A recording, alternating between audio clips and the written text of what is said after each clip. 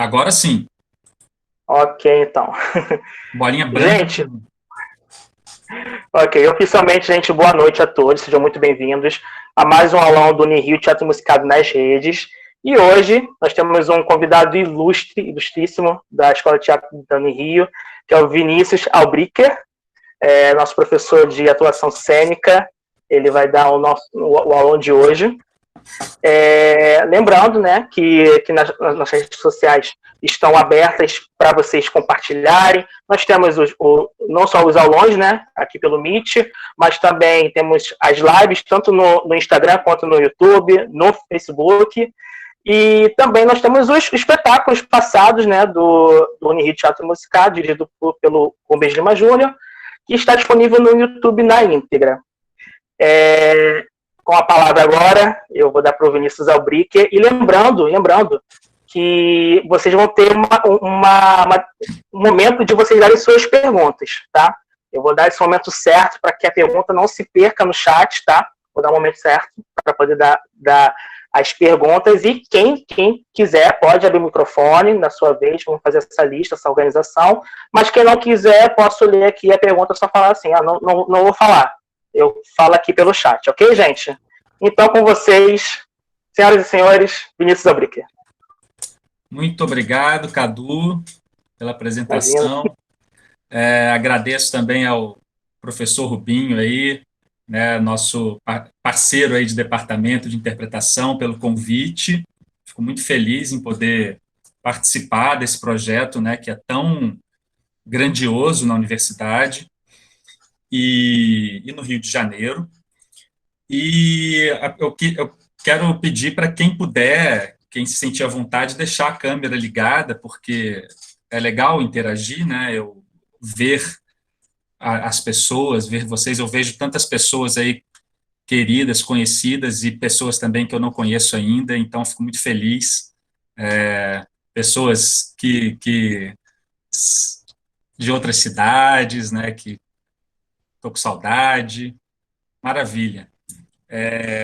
Bom, hoje, assim, o Rubinho me perguntou se eu podia falar um pouco sobre a pesquisa da minha tese, mas também sobre a polifonia, a atuação polifônica, que, na verdade, não é a minha pesquisa, é a pesquisa do professor Hernani Maleta, né? É um grande artista que é professor da UFMG, na escola, no curso de graduação em teatro da UFMG, e eu tenho uma relação muito importante com ele, então eu me sinto, assim, apesar de não ser fácil falar de um tema que é de uma vida inteira de pesquisa dele, que o Rubinho está mostrando aí o livro, né?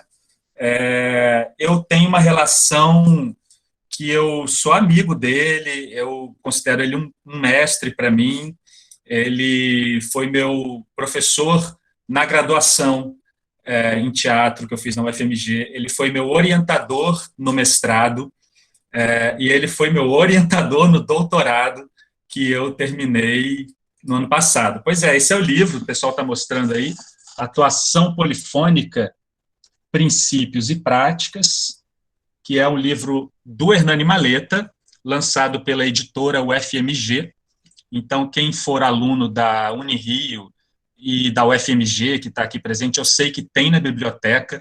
Aqui para a Unirio, ele doou 4 exemplares, se eu não me engano, né? E é um livro bem robusto, assim, bastante importante, foi lançado em 2016. Mas é fruto da pesquisa de doutorado dele, que ele concluiu em 2005, né?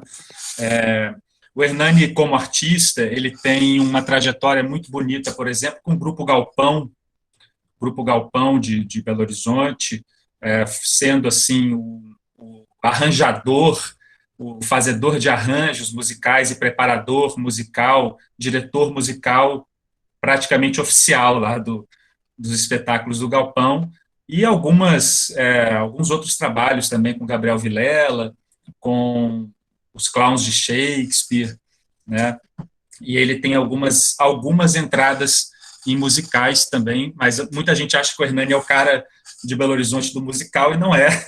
Na verdade, ele não tem muita experiência com musical, com esse musical que hoje está tão assim visto, né, e procurado, que é um musical que tem paralelos com os musicais da Broadway, enfim, no mundo inteiro, né, esse movimento. Mas então, eu vou falar, então, vou dividir minha fala em duas partes. Primeiro eu fiz essa apresentação do Hernani, e agora eu vou falar um pouco sobre esse conceito dele de atuação polifônica, como que ele entende isso, o que é atuação polifônica. Depois tem a questão do ritmo, e aí o ritmo é um elemento que eu fui me aprofundar na minha tese de doutorado, e pensando o ritmo vivo, não é um ritmo qualquer, e o ritmo na atuação cênica, né? E depois, finalmente, assim, vou fazer algumas considerações que eu acho importantes na relação entre polifonia cênica e ritmo, e para que isso, né? Por que isso pode ser interessante para o ator, no desenvolvimento, na pesquisa do ator, da atriz. Bom, então, a palavra polifonia. Polifonia, etimologicamente, o Hernani já começa apresentando, significa, a gente já pode deduzir, poli, muitos, né, muitas, fonia, vozes, muitas vozes. Mas o que é voz? O que é voz? Voz é som? Muitos sons? Somente? Pode ser, voz pode ser som, mas não só isso. Então, o Hernani, ele faz uma escavação do conceito de voz, e na própria etimologia e no uso histórico da palavra voz, ela não quer dizer apenas som. Voz tem muito a ver, inclusive como no nosso dia a dia, com discurso, com produção de um sentido, às vezes com opinião, né? Por exemplo, quando alguém diz as pessoas de tal lugar não têm voz, quer dizer, elas não têm o direito de ter uma opinião, né? Ou a minha voz tem que ser escutada, é o sentido que eu dou para uma ideia, não necessariamente eu falando, né? A gente se refere à voz de maneiras mais amplas do que apenas algo que a gente fala, ou que a gente canta, que produz som. Então, voz, o Hernani já começa a ampliar, a pensar o conceito de polifonia de uma forma mais ampla. Por quê? Ele tem um princípio muito interessante, o Hernani, que nenhum conceito é exclusivo de área nenhuma, né? A música, quando a gente pensa em polifonia, a gente fala assim, a polifonia é um conceito da música. Não é que é um conceito da música, é um conceito que a gente associa à música pelo uso histórico dele, né? Muito que mesmo que a pessoa não saiba o que é polifonia, ela sabe que isso tem a ver com música.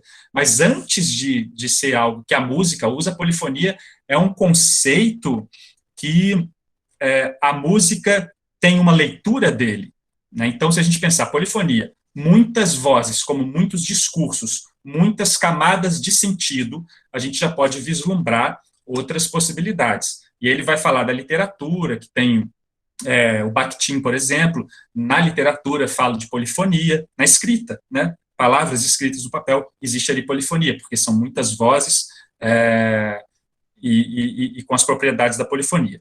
Mas, de qualquer forma, é legal a gente falar um pouco da música, de início de conversa, porque, já que a gente associa muito a música, como é que é a polifonia na música, então, né?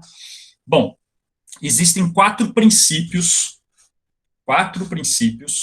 para um evento musical ser considerado polifônico. O primeiro, mais óbvio, que a gente já falou, é a multiplicidade, ou seja, mais de uma voz, né? Multiplicidade. Depois tem a simultaneidade. As vozes são simultâneas na polifonia. Não é mais de uma voz e não é uma de cada vez, são simultâneas. E aí tem dois outros princípios muito importantes. Um é a independência das vozes. Cada voz é autônoma, né? Então, se a gente tiver uma polifonia de duas vozes, mais de uma, ok, multiplicidade, as duas acontecendo ao mesmo tempo, e elas são autônomas. O que é isso? Vai ser melhor entender com um exemplo. Né? Uma não perde a sua identidade quando está junto com a outra. Mas as duas juntas formam outra coisa. Formam uma terceira coisa, uma terceira voz, que é polifônica. E tem uma outra, que é uma palavra estranha, um outro princípio, o quarto, que é a equipolência. Equipolência, ou equipotência. Né? Que é o quê? A equipolência implica que, nessa questão, duas vozes ou mais, cada voz tem a mesma importância que a outra. Nenhuma se sobressai em relação às outras. Sonoramente, como é que a gente pode entender isso? O Hernani dá um exemplo, que depois é legal vocês escutarem, eu vou falar aqui, e eu vou mostrar um gráfico. No gráfico, sem ouvir, já vai dar para imaginar o que é uma coisa polifônica em música e o que não é.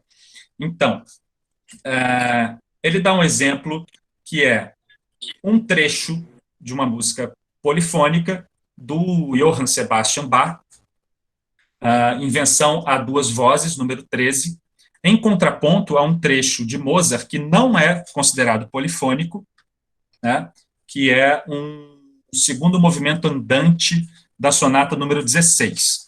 Depois vocês podem escutar isso por curiosidade, mas eu vou mostrar aqui, eu vou compartilhar minha tela para vocês verem o gráfico que o Hernani coloca no livro dele, na página 40. Estão vendo? Alguém dá um...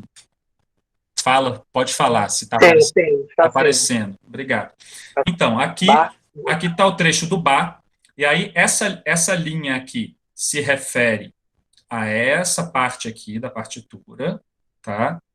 E essa aqui se refere a essa parte de baixo. Essa aqui se refere a essa, e essa se refere a essa. O que acontece na relação só pelo gráfico, só pelo desenho? No Bach, que é considerado polifônico, a gente já vê que tem uma relação entre elas de equipolência, né? Quer dizer, uma não tem mais destaque do que a outra, não. Né? As duas são parecidas, percebem? Essas duas, essas curvas, né, que cada linha faz, tanto a de baixo quanto a de cima, se parecem um pouco. Elas estão aí num grau de emparelhamento. Elas são simultâneas, elas estão acontecendo simultaneamente, né?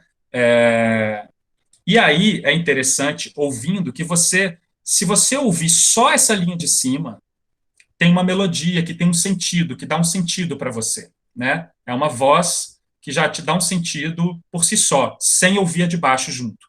Se você mutar a de cima e ouvir só a de baixo, também te dá um sentido melódico, né? Um início, meio e fim de uma melodia. E aí junta as duas e surge uma terceira. Surge uma terceira versão. No Mozart, é diferente. No Mozart, a gente vê aqui que a parte de cima e a parte de baixo tem uma relação de que parece que uma está sendo estrutura da outra. No caso aqui, fica um pouco evidente pelo desenho que a estrutura é o que está embaixo, né? O desenho tem uma coisa de repetição e que em cima tem um pouco mais de liberdade.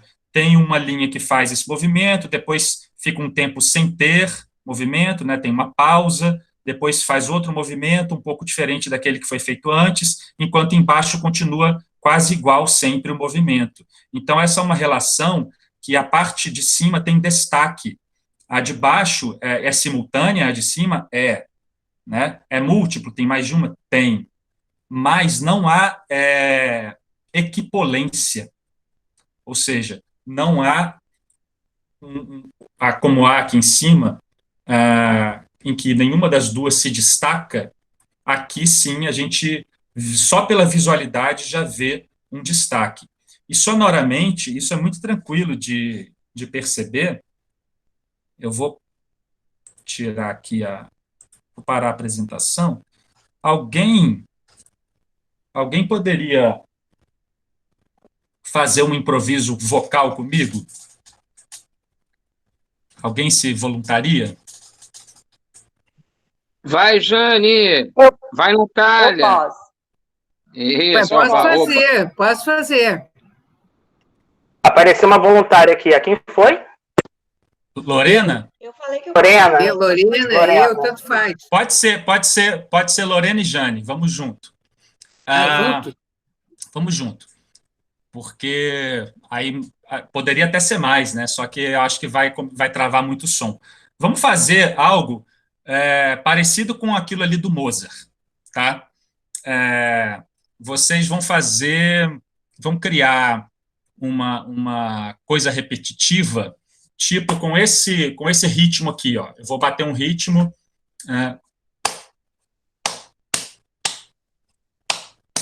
Só isso, ó, de novo. Só que vocês vão fazer com som vocal, alguma coisa nesse ritmo.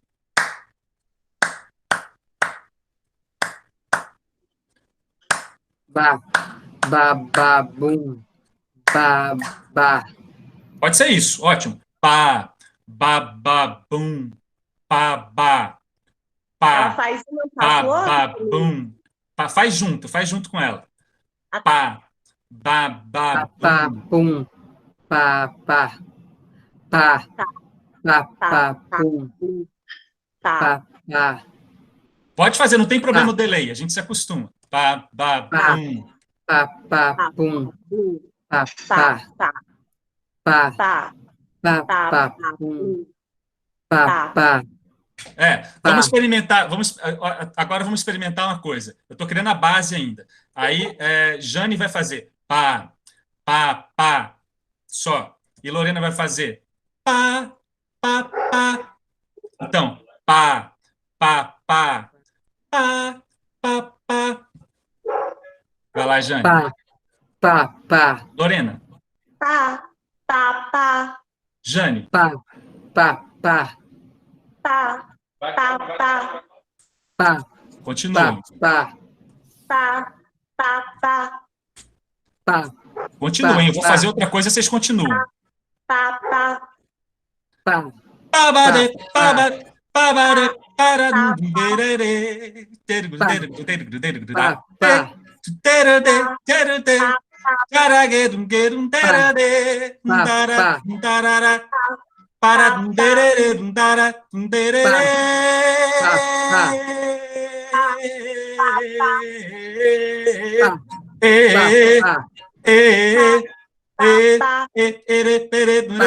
Então, obrigado, Jane, Lorena. O que acontece? No início estava só ela, vocês começam a estar prestando atenção, né? Pega essa coisa, pá, pá, pá, aí cria um fluxo, né, disso, e aí eu começo a fazer algo. O que acontece na percepção de vocês? Imediatamente, vocês começam a prestar muito mais atenção em mim do que nelas. Né? É claro que o som que elas estão fazendo está ali, eu não estou ignorando o som que elas estão fazendo, eu estou fazendo um improviso, um solo em cima, mas aquilo virou a base para mim. Né? A voz que elas estavam fazendo serviu para a minha se destacar. Né? Eu fiz o solo, improvisado. Então, de certa forma, não há equipolência aí, então não tem polifonia. Né? Tem mais de uma voz ao mesmo tempo, as duas estão fazendo a mesma, eu estou fazendo outra diferente, só que a relação que se cria é que a minha voz é o destaque, ela está na frente e a das duas está para trás, o que acontece na maioria das músicas que a gente ouve, assim, 99% das músicas que a gente ouve em rádio, no YouTube, enfim, tem essa... claro, depende do seu algoritmo do YouTube aí, mas a gente tem essa característica. Agora, se a gente fizer algo um pouco mais ousado, principalmente para uma plataforma de Google Meet, mas vamos tentar algum outro voluntário ou voluntária para fazer uma outra improvisação?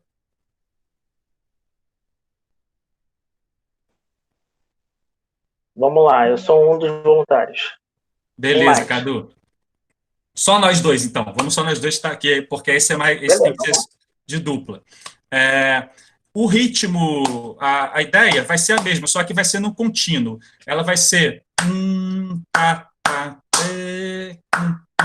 só que você vai criar uma melodia, tá? E você vai improvisar. Você pode fazer laderopa, terure, tarera, terura. O que vier à cabeça, mas sempre mantendo esse... E aí depois eu vou começar a cantar outra melodia junto com você. Você continua, você pode ir brincando com a melodia do jeito que quiser, mas continua nesse tá, tá, tá, tá, tá, tá, tá? Tá bom. Pode ir? Pode. Narae, narae, nara. Derarae, narae, narara. Derarare, darare, rarara. Derarare, rarare, rarara.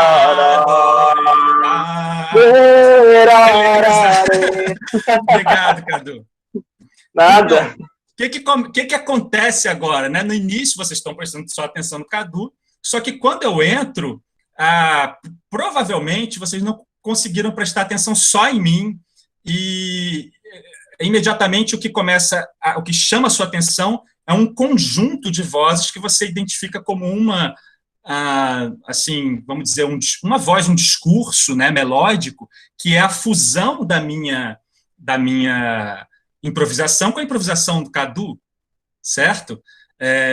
E aí tem um truquezinho que eu fiz, que é o truque do contraponto, que o Bar usava muito, que enquanto ele estava fazendo, né, tá, tá, tá, eu estava fazendo pá, pe, pó, ó, pá, pá, pá, pá, pá, pá, pá, né, invertido. Enquanto ele estava aqui, no tá, ti, tó, nota curta, nota longa, som curto, som longo. Eu estava som longo, som curto, fazendo, né, criando uma tensão com ele, um contraponto, e aí a minha melodia sozinha faz sentido, a melodia dele sozinha faz sentido, e as duas juntas fazem outro novo sentido. Então, a ideia da polifonia, ela passa por essa independência das vozes, né? A gente poderia ficar só escutando a melodia do Cadu, já faria sentido. Agora, se a gente só ficasse escutando quando a Jane e Lorena fizeram aquele tan, tan, tan, tá, tá, tá, a gente fica na expectativa de que horas que vai entrar alguma outra coisa, porque isso que elas estão fazendo está criando uma base para outra coisa entrar e se destacar. A gente fica numa expectativa, esperando entrar outra coisa, né? E quando tem um discurso que por si só tem uma independência, né, um sentido independente, já é diferente, ele pode ficar lá sozinho, rolar. Depois, gente, eu recomendo, eu vou colocar aqui no chat um link que é maravilhoso, é um dos exemplos mais bonitos de polifonia que eu conheço, que é um moteto composto a 40 vozes diferentes, 40 vozes fazendo esse tipo de discurso polifônico, né? 40 vozes, se chama Span in Allium, do Thomas Tallis. E aí tem um vídeo, é essa música rolando com gráficos mostrando a linha melódica de cada uma. Vocês vão poder ver, eu até peço para que vocês vejam aí assista agora aí no link que eu mandei, assiste assim uns 20 segundinhos, só para vocês verem como as linhas, graficamente, elas são independentes, nenhuma é mais importante que a outra, né? E ouve um pouco do resultado sonoro que isso dá. Pode abrir agora, eu vou ver aqui um pouco o meu também.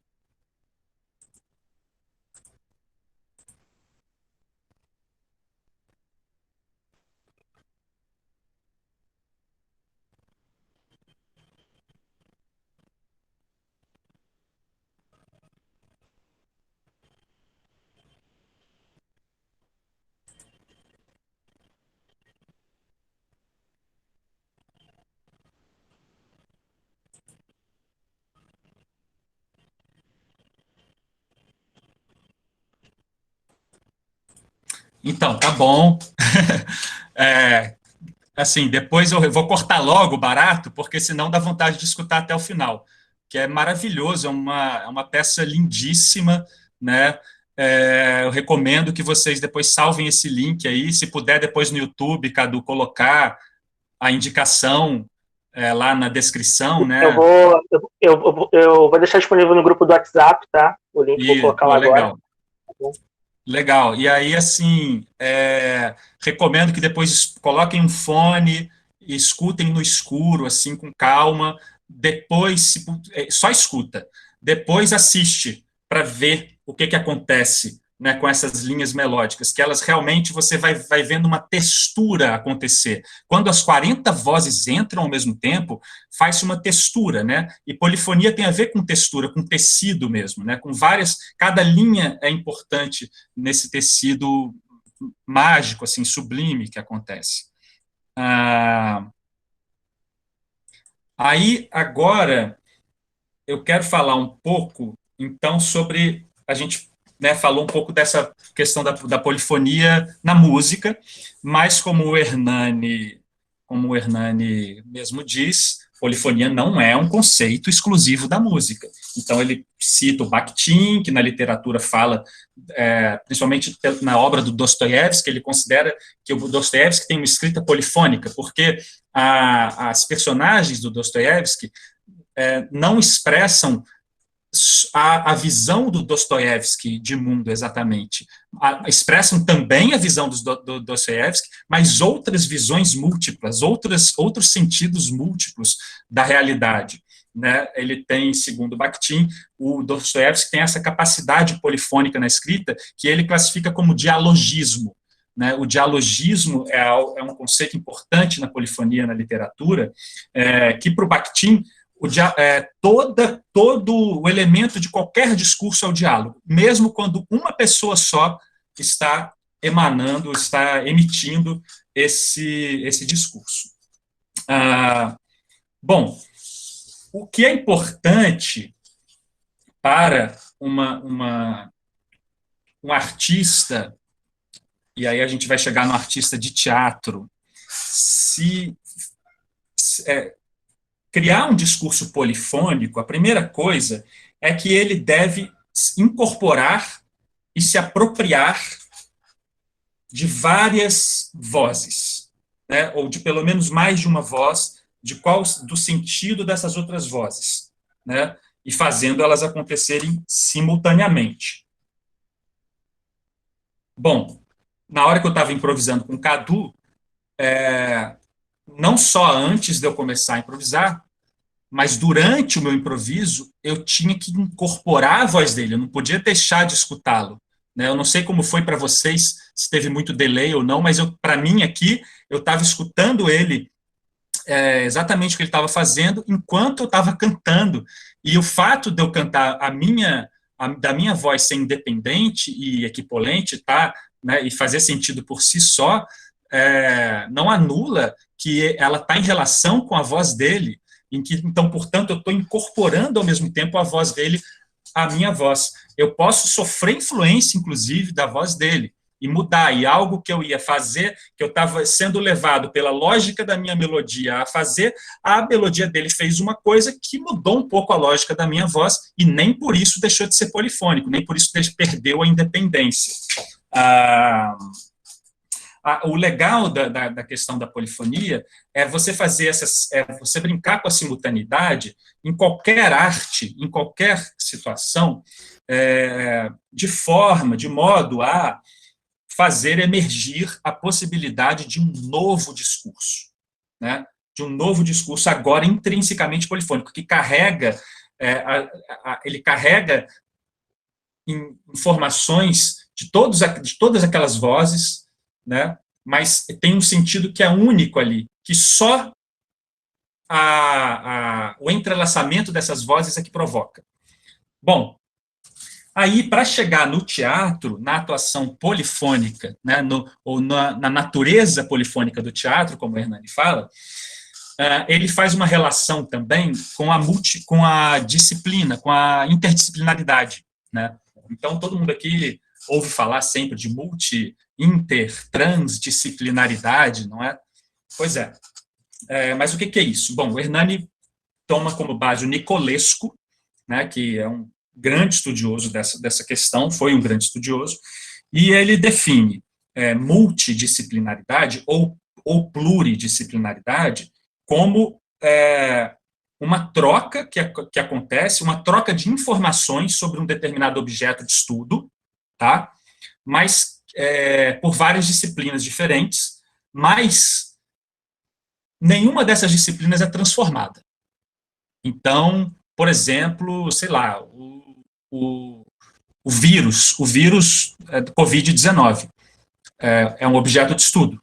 E aí vem a medicina, as ciências médicas e fala uma coisa sobre esse vírus.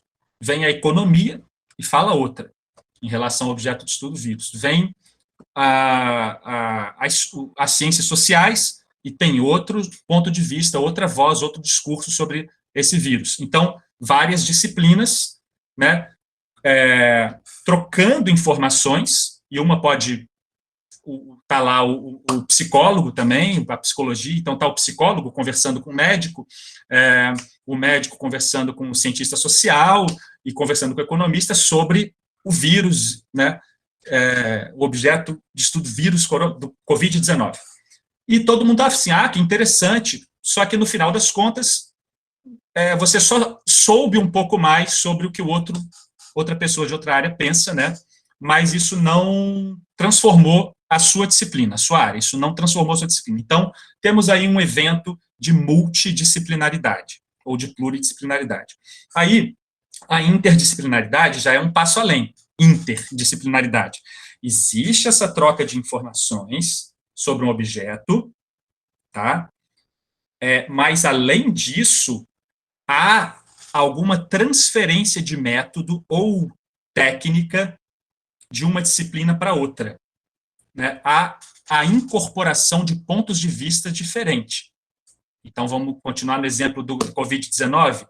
Então, de repente, o economista, ao escutar o ponto de vista do psicólogo, da disciplina da psicologia sobre o Covid-19, passa a refletir sobre uma possibilidade de mudança na disciplina da economia em relação a esse objeto, e pode incorporar algo da psicologia na disciplina da economia, né, para tratar desse objeto de uma forma mais completa. E isso com qualquer outra disciplina nessas relações. Então, não tem só a troca, mas tem incorporação de pontos de vista um com o outro. Agora, mais além ainda, vem a transdisciplinaridade, né? A transdisciplinaridade é o que os estudiosos chamam de um Big Bang disciplinar. É quando surge uma nova disciplina dessa troca de informações, dessa incorporação de pontos de vista, surge uma nova disciplina. Então, a gente pode esperar, com certeza, que surjam novas disciplinas por um objeto tão impactante como o vírus da Covid-19. Né, como surgiu com tantos objetos impactantes na história da humanidade, quando a gente vê, por exemplo, disciplinas que hoje a gente fala astrofísica. A astrofísica é uma disciplina, é uma transdisciplina, uma disciplina recente. Né? Existia a astronomia e a física, e eles trocavam informações. De repente chegou num nível de troca de informação e de incorporação que já virou outra coisa, que não é nem só a física, nem só a astronomia, nem só uma se influenciando muito pela outra, é uma outra disciplina, surgiu uma nova desse encontro, entende? Então tem bioquímica, tem musicoterapia, biomusicologia, tem várias disciplinas que têm esses nomes estranhos hoje em dia, justamente por causa dessa onda de transdisciplinaridade que a gente viveu aí principalmente a partir da década de 60, né, que teve um boom no mundo inteiro, nessa questão da inter e transdisciplinaridade.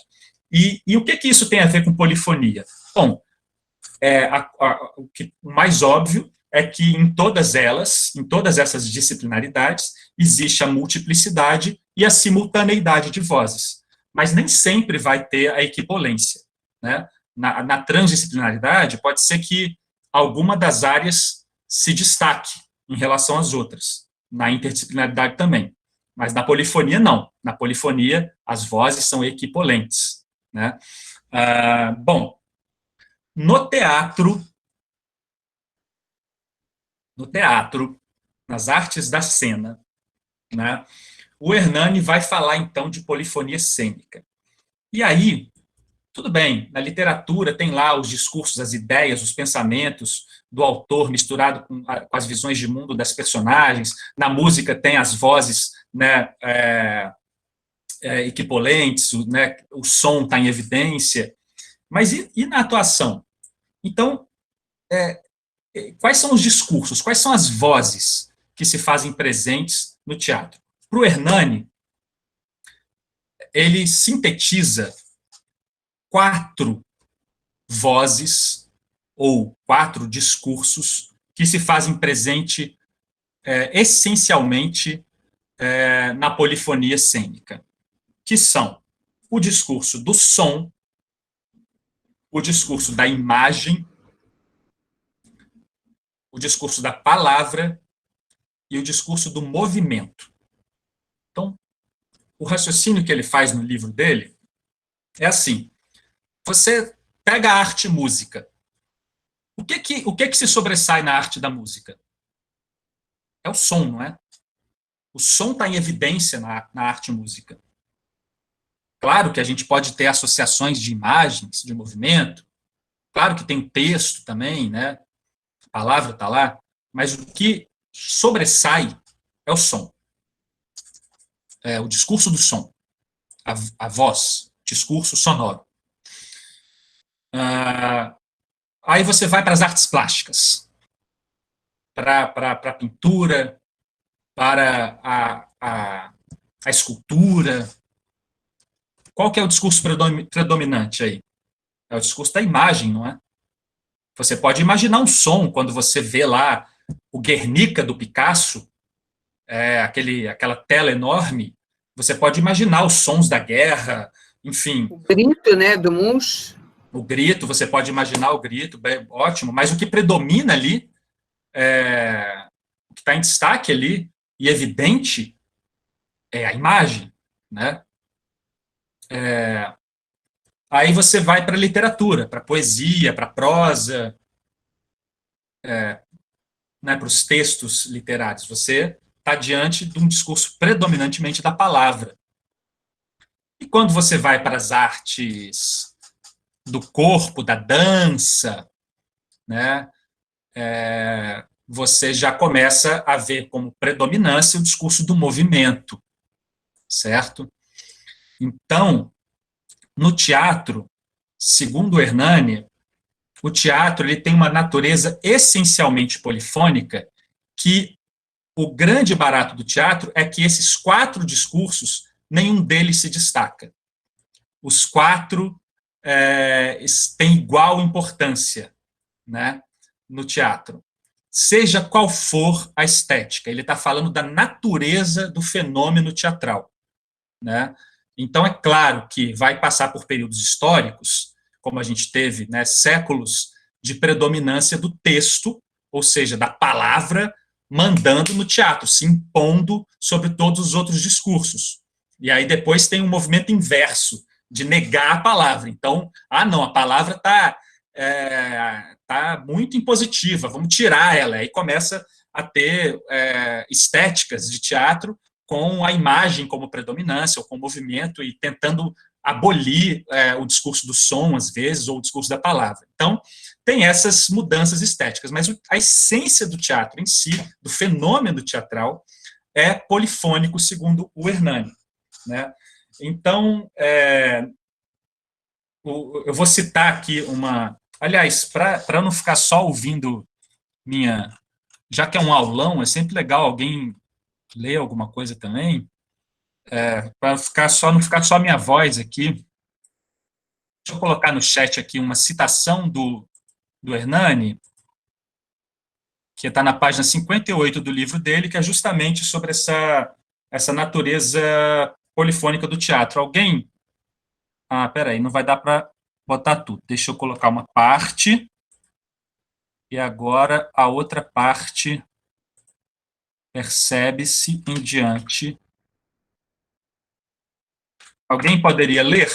Ligar seu microfone e ler, por favor? Vai lá, Júlio. Obrigado.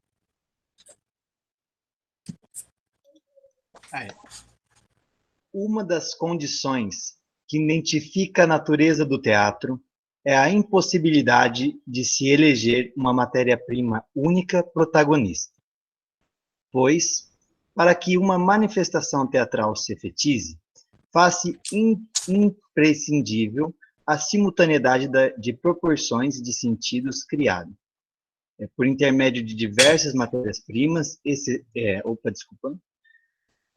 a simultaneidade de produções de sentidos criadas por intermédio de diversas matérias-primas expressivas, autônomas, todas com a mesma importância na construção desse sentido, portanto, equipolentes, entre as quais estão a imagem, o movimento, a palavra e o som. Percebe-se,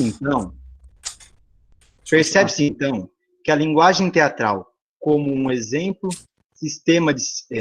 Como um complexo?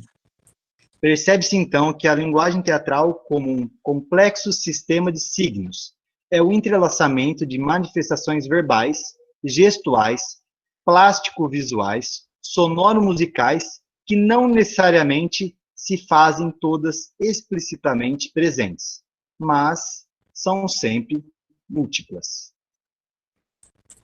Agradeço, Júlio. Pois é, por que não necessariamente se fazem totalmente presentes? Bom, você pode trabalhar, por exemplo, tem muitas possibilidades, um espetáculo que seja totalmente no escuro, na escuridão total, como eu tive a oportunidade de trabalhar com a minha amiga Juliana Mota, que atuava um solo dela no escuro total mesmo, com o público de olho aberto, mas sem conseguir ver nada. E, apesar disso, o discurso da imagem está presente. Nós que trabalhamos, que construímos o espetáculo, compusemos o espetáculo pensando no discurso da imagem, imaginando as possibilidades do espectador ver imagens estando no escuro, né? Quer dizer, ver imaginariamente, ver movimentos também estando no escuro. Então, a polifonia, a gente, quando não quer dizer que a gente está botando no escuro, que a gente está ignorando o discurso da imagem. A gente pode estar trabalhando ele no nível mais sensível e abstrato da imaginação. Bom, é importante dizer, diante desse ponto que a gente está agora, que para o Hernani, a polifonia, então, ou o teatro tendo essa natureza de polifônico, não é só uma reunião de outras artes, como o Wagner, né, via, por exemplo, com a teoria da arte total, e que o teatro, então, ele só poderia ser uma reunião de outras artes. Não. Para o Hernani, o teatro é uma arte autônoma, e ela é autônoma justamente porque, sendo essencialmente polifônica, pela inter-relação e entrelaçamento de todos esses discursos, ela se faz uma arte única, assim como é única a música, assim como é única artes plásticas, a dança, enfim. Né? Então, o teatro não é só um conjunto de outras artes, né? Ainda que isso possa ser interessante também, né? E ainda que, às vezes, o artista, ele pode... o autor de um espetáculo teatral, para ele, pode ser que o teatro seja uma reunião de outras artes, e ele fazer o espetáculo assim, e ainda assim, o espectador, mesmo que o artista não tenha sido a intenção do artista, ele pode estar diante de um fenômeno polifônico, entende? E o inverso pode acontecer também. Você, autor de um espetáculo, quer fazer um espetáculo polifônico, mas o espectador vai lá e ele fica achando que tem uma voz que se impõe sobre as outras. Então, para ele não tem polifonia, ele não vai sentir, ele não vai ter essa sensação, mesmo que a pessoa não precisa saber o que é polifonia para ter a sensação da polifonia. A sensação da polifonia, né, é algo que você está diante de vários discursos, de várias vozes, você não consegue prestar atenção só em uma, mas você presta atenção naquele todo, e aquele todo é que vai te dando várias camadas de sentido, né, e que é isso que eu acho que o Hernani considera, e eu acho interessante também, tão fascinante na arte teatral, né. Então, o teatro, poderia dizer, assim, pensando em relação ao que o Hernani pensa, o que o Hernani fala no livro, que o teatro compartilha matérias-primas com outras áreas, né, que isso é diferente de dizer que o teatro pega emprestado conceitos de outras áreas. A gente compartilha, né? A música, por exemplo, isso é uma coisa que o Hernani sempre fala, a raiz da palavra música, grega, musique, significa muito mais do que só o que hoje a gente conhece como música. Significava, inclusive, matemática, dança, movimento. Todos esses discursos da imagem, do som, da palavra, do movimento, estavam na palavra musique. Ela tinha esse sentido. Hoje é que a gente reduziu a palavra musique, música, né, que não é mais musique, a ideia de som, de uma arte do som. Historicamente, houve essa redução.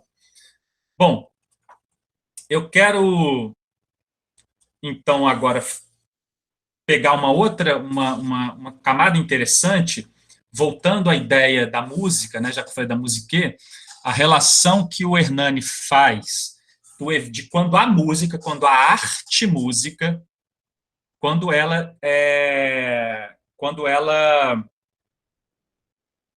se faz presente no teatro, quando a arte música se faz presente no teatro, tá? Então, aí, ele vê 3 tipos de relação, pontos de vista diferentes, três pontos de vista diferentes da relação entre arte, música e arte teatro, quando a música vem para dentro do teatro. A primeira delas é a participação. Ele chama de participação. O que é participação? É quando a música é quase como uma personagem. Ou seja, o que é isso para o Hernani? Se o ator, por exemplo, está cantando em cena, se ele vai cantar em cena, ele canta como um cantor mesmo. Ou se ele vai tocar um instrumento, ele toca como um instrumentista de música, né?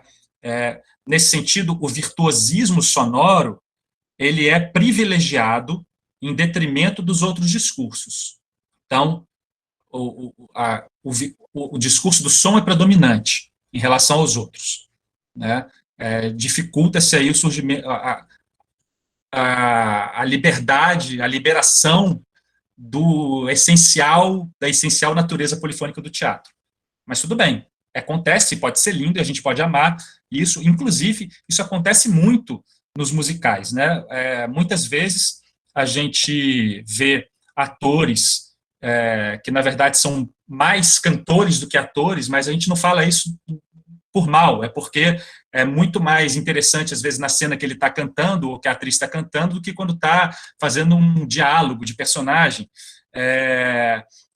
Então, nesse sentido, a pessoa é super virtuosa, ela canta como uma cantora mesmo, que estava num show cantando, sabe? Num show lá no estádio cantando, e ela no musical canta como um músico, uma musicista que canta num show. Então, aí é a música participando, a música entra como uma personagem, tipo assim, nossa, música, tem um show de música agora no meio do espetáculo, né? Aí tem uma outra, a segunda relação que o Hernani vê, que é a interdisciplinaridade. A interdisciplinaridade é quando o teatro ele se apropria de métodos da música. Por exemplo, você construir um espetáculo teatral, como o Meyerhold, né, fazia muito, era conhecido por fazer isso, e tem vários outros diretores que fazem isso também. Você pega algo do método ou da técnica musical, por exemplo, da técnica composicional, da forma de composição musical. Então, tem uma forma que chama forma sonata. E aí, o encenador, do espetáculo teatral, ele conhece a forma sonata, ele também conhece a arte música, como Meyerhold conhecia, e fala, vou montar um espetáculo que vai ser construído com base na forma sonata da música. Então, tem essa relação, a música está presente, mas não necessariamente pelo som. Então, já não é o discurso do som que é predominante, né? Não necessariamente o som está sendo predominante ali, mas a música, algo que faz parte do vocabulário da arte música, né, está entrando ali num processo de criação do teatro. E aí tem uma interdisciplina, que é a mesma lógica lá que eu falei com vocês da interdisciplina de haver alguma incorporação do discurso de uma disciplina na outra. E, finalmente, tem, então, falei da participação, interdisciplinaridade, e tem a polifonia. A polifonia é quando, para o Hernani, o discurso musical, ele aparece como próprio, intrínseco da arte do teatro. Nesse sentido, nesse discurso musical próprio da arte do teatro, o sentido dramatúrgico é que é o privilegiado. O que é o sentido dramatúrgico? É justamente esse entrelaçamento de todos esses discursos. Não é só o som. É som, imagem, movimento, palavra. Portanto, o sentido dramatúrgico é privilegiado na relação da música participando do teatro na polifonia cênica, mesmo que isso implique em alguma falta de virtuosismo por parte de um cantor, de um ator que canta em cena, ou de um ator que toca um instrumento em cena. Isso o Hernani cita como exemplo Brecht, que realmente os espetáculos de Brecht ficaram muito famosos por isso também, né, que não necessariamente tinham ali, nem sempre haviam intérpretes, cantores e cantoras ou instrumentistas que eram virtuosos para fazer um show de música, mas eles estavam com um discurso que é musical próprio do teatro, né, e aquilo privilegiando o sentido dramatúrgico. O próprio Hernani coloca isso em prática. Se vocês já assistiram algum espetáculo do Galpão, o grupo Galpão, vocês veem que não tem ali nenhum músico virtuoso, mas todos tocam um pouco algum instrumento. O básico, às vezes, a pessoa toca uma nota só no trombone, ou num instrumento de percussão, mas aquela nota é muito importante para o sentido dramatúrgico, não é para o som, é para o sentido da cena, dessa profusão, desse interrelacionamento dessas várias vozes, né? Às vezes o ator canta desafinando, isso não é um problema, mesmo no musical. Eu já vi, tem registros e tem musicais que são famosos, que estão filmes de musicais, que tem, assim, do ponto de vista da música, de um músico, de um cantor, se for analisar, não é tão brilhante assim, mas na composição com todos os outros discursos é maravilhoso, não poderia ser melhor. Se botar um cantor profissional para fazer, não vai ficar tão legal, né? Talvez. Então, tem essa por quê? Por que não vai ficar tão legal, talvez? Porque tem essa particularidade da natureza polifônica do fenômeno teatral, né? O Hernani defende. Bom, concluindo essa parte, então, sobre a polifonia, eu quero falar um pouco de ritmo agora, atuar polifonicamente, né, para o Hernani, é você assumir um discurso cênico polifônico. Obviamente, isso significa que você precisa incorporar a sua própria voz às vozes dos outros criadores da cena, né? Então, e isso provavelmente vai enriquecer as camadas de sentido da sua arte. Então, se você é, por exemplo, um ator, uma atriz, você não vai ficar só fechado no seu estudo, no seu discurso, no discurso da sua personagem. Você vai, para começar, estudar o discurso das outras personagens, dos outros atores e atrizes que estão envolvidos. Você vai procurar incorporar o discurso da direção, o discurso do iluminador. Agora, é claro que, para isso, o ideal é que a gente conte, por exemplo, com um iluminador que crie desde o início do espetáculo, né, que não chegue aquela luz só no final, porque aí você perde a oportunidade de incorporar o discurso do iluminador no seu discurso de ator. Porque se tem uma luz vermelha, que é muito importante, uma luz de contra vermelha, que é linda, que o iluminador chega com essa luz no último dia, no dia da afinação, ótimo, pode dar super certo, pode ficar lindo. Mas também, se ele chega com isso durante o processo, existe a possibilidade do ator incorporar aquela lógica, aquele discurso que é próprio da luz, mas que próprio do discurso da imagem, da iluminação, ou até do movimento da luz, né? Mas tem aí o discurso da imagem, e que você pode trazer, incorporar esses elementos do discurso da imagem, para que isso influencie no discurso da palavra, por exemplo, do texto que você fala em cena.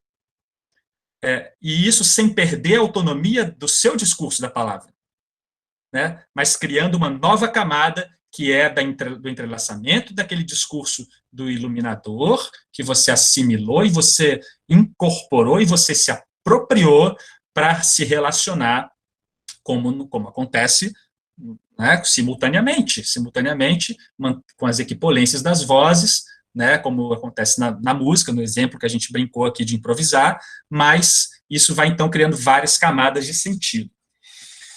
Bom,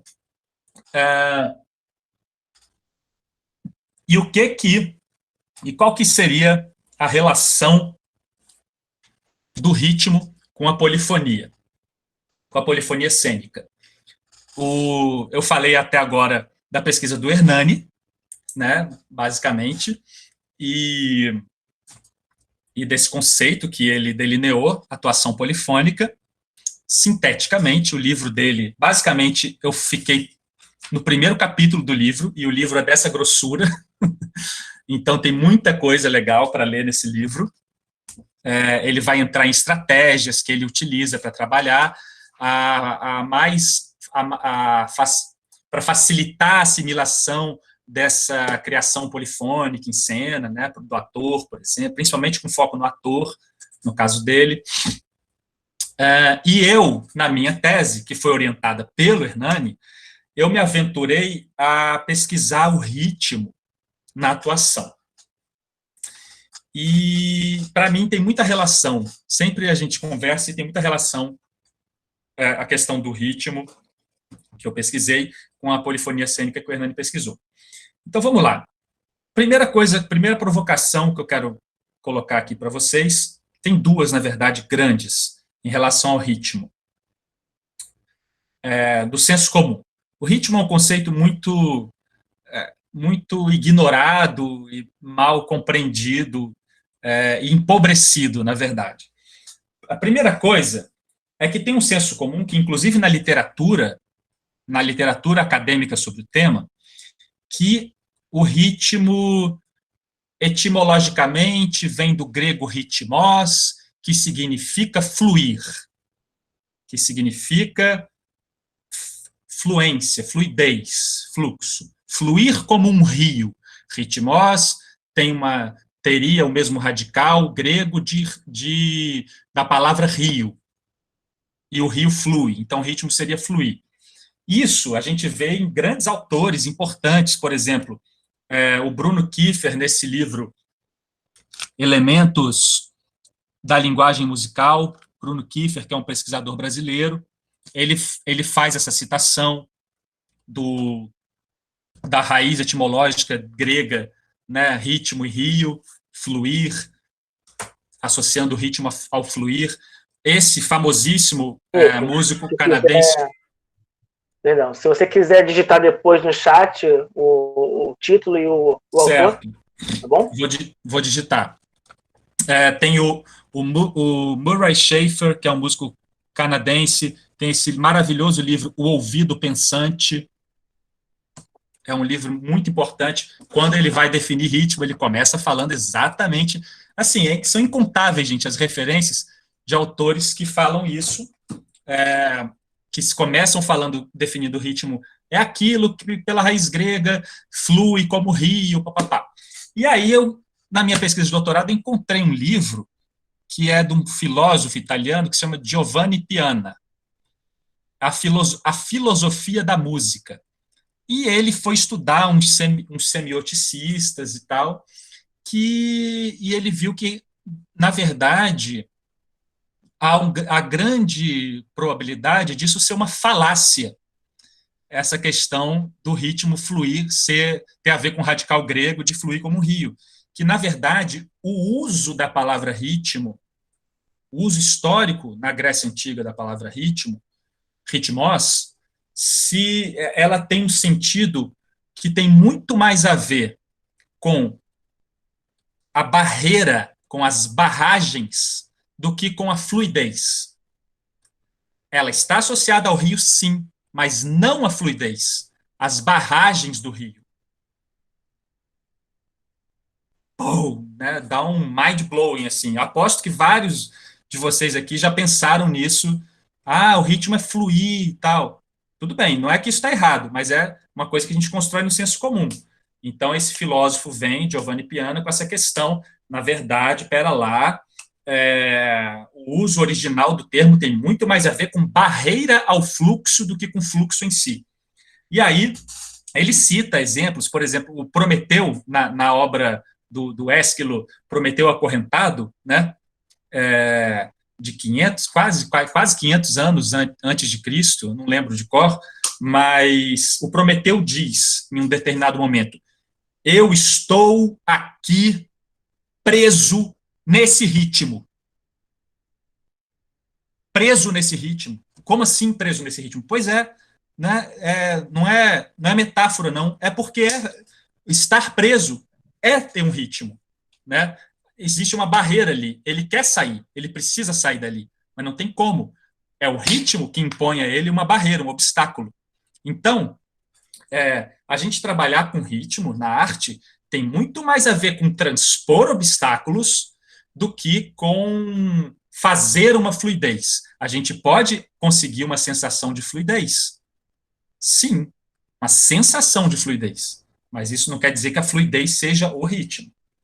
Então, filosoficamente, assim, pensando na palavra, no conceito ritmo, eu brinco que, então, o ritmo tem muito mais a ver, se você pensa assim, o ritmo, as palavras escoam como um rio, né? O rio que flui, que escoa. Se eu for brincar, não, na verdade, as palavras, elas não escoam, elas se escoram, elas escoram. Quando eu boto esse R no meio, transformando escoar em escorar, eu criei um obstáculo para a palavra continuar. Né? Então, o escoa ainda está aí, mas tem um R ali no meio. Né? Então, tem uma coisa meio paradoxal, porque eu posso falar escorrar, dando muita ênfase nessa barreira, que é o R, e aí provavelmente vai causar espanto nas pessoas, porque se eu falar assim, a pessoa está escorada no balcão do bar, por favor, não se escorre no balcão do bar, a pessoa vai achar que sou doido, porque as pessoas estão acostumadas a falar, por favor, não se escore no bar. O R, ele fica, a gente suaviza o R, porque as pessoas se comunicam com uma sensação de fluidez na comunicação, mas o R está ali. E se não tiver o R, você não entende que não é para se escorar. Você, como é que é? Escoar? Não, o R tem que estar presente. Então, o obstáculo é importante, senão o ritmo não é, o sentido está junto com o ritmo, entende? Com o obstáculo que está colocado ali. Então, reforçando, eu considero que pode existir sempre a sensação de fluidez na fala ou no movimento do ator em cena, mas isso tem a ver com a fluidez do sentido, tá? Não com o ritmo. O ritmo, na verdade, o artista cria as barragens para que o rio possa fluir, o rio de sentido possa fluir. A gente cria com as barragens, seja com as suas formas, posturas corporais, movimentações corporais que você vai descobrir para sua personagem, o timbre vocal, as entonações sonoras, né, da voz, o traje que você vai usar. Então, tem todos os discursos aí, né? O tipo de palavra que você lida. Isso tudo são as barragens, são obstáculos, na verdade, que a gente vai lidar. Todos os discursos da polifonia estão aí já estão aí se fazendo presentes nessas barragens. Bom, outro mal entendido, que na verdade é muito mais comum do que esse que eu acabei de falar, sobre ritmo, porque esse que eu acabei de falar é mais para quem já leu alguma coisa sobre ritmo, porque com certeza já leu que ritmo tem a ver com rio que flui, né? E eu estou propondo, com base no Giovanni Piana, outra coisa, que tem a ver com barragem, com barreira ao fluxo. A outra coisa é muito mais comum, e no teatro é uma festa, que é confundir ritmo com andamento, né? Para começar, a gente tem uma tradução que não é a ideal, do Stanislavski, que é do tempo-ritmo, aquele termo tempo-ritmo, que a tradução literal, e, a meu ver, ideal, seria andamento-ritmo, andamento-ritmo, porque o Stanislavski, ele está falando de andamento mesmo, como se fala na música. Que é o quê? A gente pode entender isso com um exemplo que não precisa ser da música, que não precisa ser do teatro. Um exemplo que até o Hernani Maleta, ele trabalha muito sobre essa noção de ritmo e diferença com andamento, ele tem um artigo interessante sobre isso. Ele fala que o andamento tem a ver com o que a gente fala na física, por exemplo, de velocidade média. A velocidade média de um carro, um trajeto de um carro, por exemplo, um carro viajando, né? Viaja 100 quilômetros, um trajeto de 100 quilômetros em 1 hora. Então, você vai ter aí uma velocidade média de 100 quilômetros por hora, certo? É cálculo da velocidade média. Isso não quer dizer que, durante essa 1 hora de viagem, o carro ficou o tempo todo em 100 quilômetros. O carro pode ter 1 hora, ter acelerado a 120, ficado assim uns 10 minutos a 120. Aí depois entrou um caminhão na frente, teve que ficar a 60. Aí depois teve uma subida cheia de curva, diminuiu mais ainda, com um caminhão na frente. Aí diminuiu para 50, 40, quase parando. Depois veio uma descida reta e deu para ultrapassar o caminhão.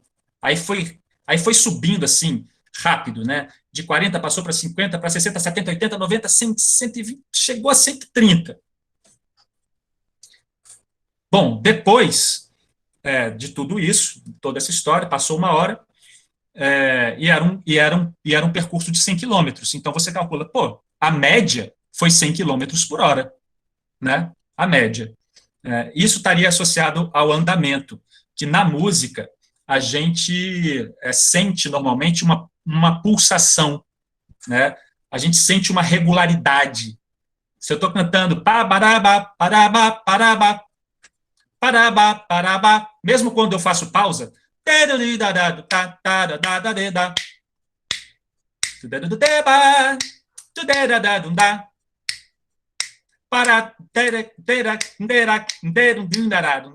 então a gente sente uma coisa que tem uma regularidade, tem uma base ali que fundamenta o tanto de viagem doida que eu vou fazer aqui com a voz que eu estou sentindo. Eu estou batendo aqui, mas na verdade eu não preciso bater, eu posso sentir isso, né? Então tem o andamento é como que é essa regularidade. É como se o carro andasse a 100 km por hora sempre durante 1 hora, né? Então o andamento é muito chato. O andamento é só uma coisa, é muito simples. Agora, o que é o ritmo? O ritmo são essas relações. É a relação entre o momento que você estava atrás do caminhão e o momento que você conseguiu ultrapassar o caminhão. Aí, você, de repente, andou o dobro da velocidade depois de ultrapassar o caminhão do que quando estava antes do caminhão.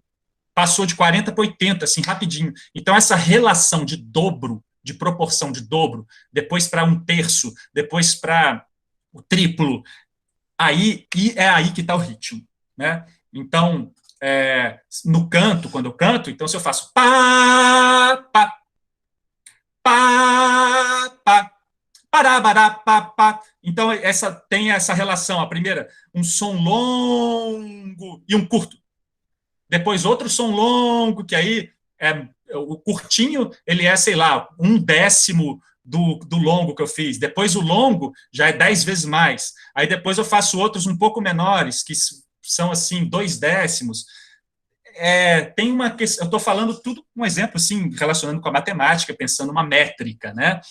Essas relações métricas do ritmo, mas o ritmo não tem só uma dimensão métrica, ele não é só essa contagem métrica das coisas, porque a gente pode fazer essa contagem métrica no teatro também. Estou fazendo um experimento agora com alguns estudantes da Unirio, que a gente sorteia uns ritmos que têm durações em segundos mesmo, e que a gente tem que encaixar o texto nessas mudanças, né, de quanto segundo dura, e tem que ser exato, que é um desafio justamente para ver como que a gente consegue criar sentido, outras camadas de sentido com esse desafio, com esse obstáculo, que é o próprio ritmo, no caso, né? Bom, então a gente pode fazer uma fala, por exemplo, se você vai dar uma notícia ruim para alguém, e aí você vai olhar no olho, olhar na pessoa, não dizer nada, depois você vai dizer a primeira parte do que você tem que dar na notícia, depois você vai dar uma pausa e procurar a palavra certa para dizer para a pessoa, porque ela já já mudou a expressão dela, já vê que você vai dar uma notícia ruim, e aí você, então, fala o resto. Então, aí, qual vai ser o ritmo disso? Pode ser que a primeira parte de olhar para a pessoa dure muito, depois que você, na primeira parte que você fala, você fale rapidinho, ou ao contrário, que dure muito nessa parte. Tudo isso, todas essas mudanças, né, de durações temporais, na sua alternância entre falar e não falar, e imaginar, e pensar, ou olhar para o outro, vai influenciar no sentido, né, no sentido que o outro vai receber, o seu interlocutor, e no sentido que os interlocutores, espectadores, também vão poder criar ao ver, né, se você fala algo em menos tempo, em mais tempo, ou se você fala com uma acentuação em determinada palavra ou em outra, isso tudo vai ter a ver com ritmo, né? Se você fala com determinada acentuação em uma palavra em outra, se você fala com determinada acentuação em uma palavra em outra, se você fala com determinada acentuação em uma palavra ou em outra, né? Essa brincadeira que eu estou fazendo aqui já muda, vocês já percebem camadas de sentido diferentes só na mudança de ênfase que eu estou dando em alguma palavra da mesma frase que eu fiquei repetindo, certo? Bom, então o ritmo tem a ver com essa questão das barragens, ele tem a ver com as proporções, com as relações proporcionais entre as partes que compõem o todo, não com a velocidade média. Velocidade média tem a ver com andamento, né? Então, é muito comum o diretor ficar estalando o dedo para o ator e falar assim, tá faltando ritmo, tá faltando ritmo. Eu já vivenciei isso muito como ator, e eu não entendo nada. Como assim? Que ritmo tá faltando? É para eu correr? Se eu começar a correr e ele falar, isso, agora tá bom, na verdade, não estava faltando ritmo, estava faltando andamento. Ele queria que eu aumentasse o andamento. Ele queria que eu falasse ou fizesse as mesmas coisas que eu estava fazendo, só que tudo mais rápido.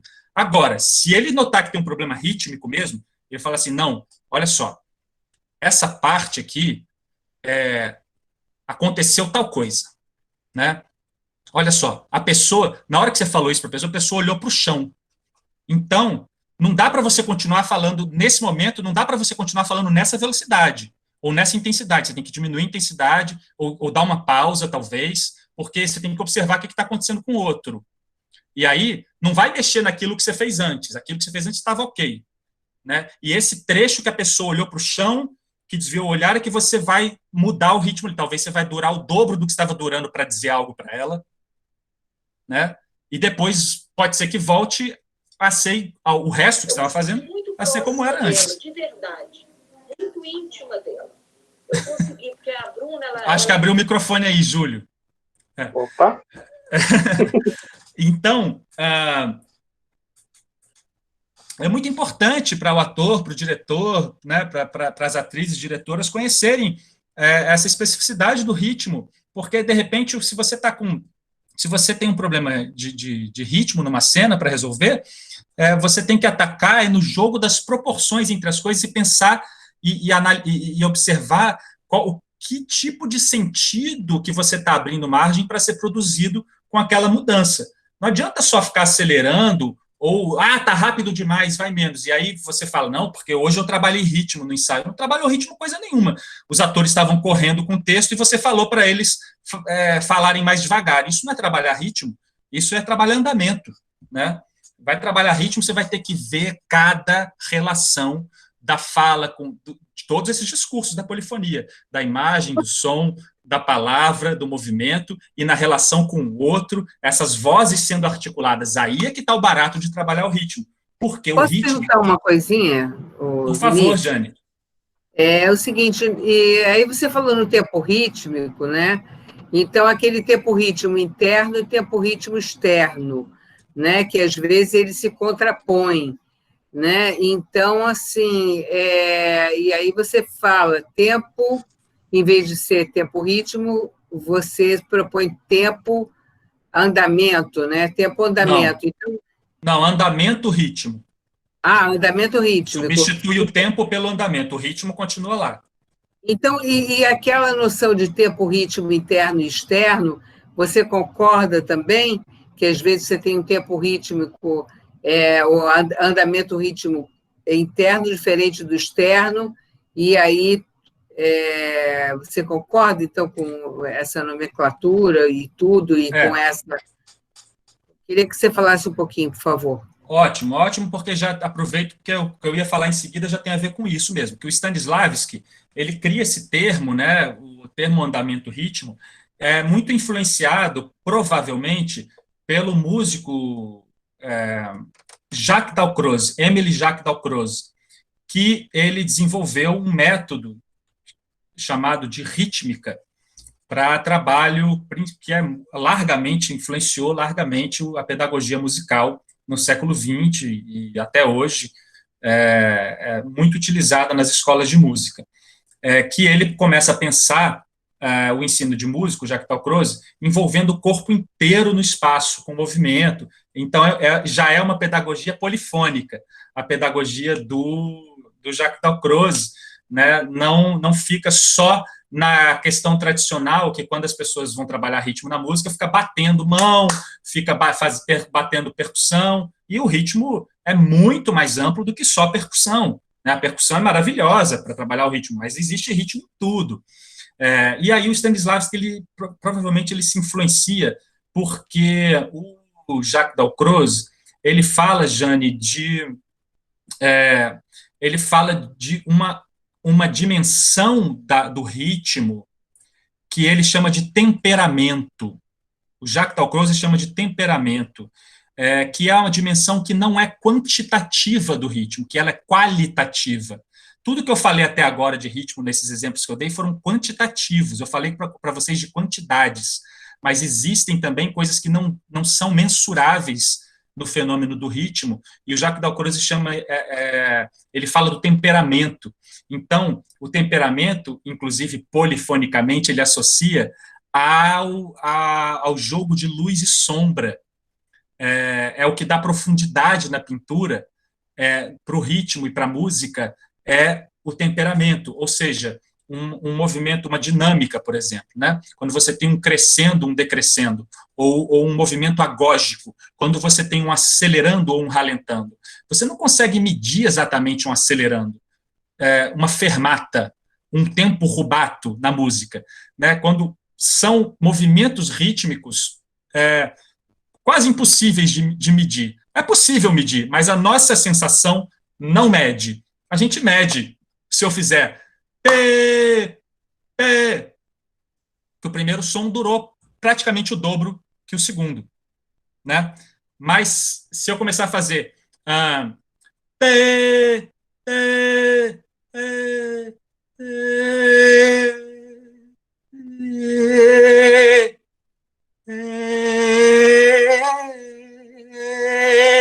Se eu começar a brincar com as dinâmicas, com forte e fraco, se eu começar a brincar com os acelerandos,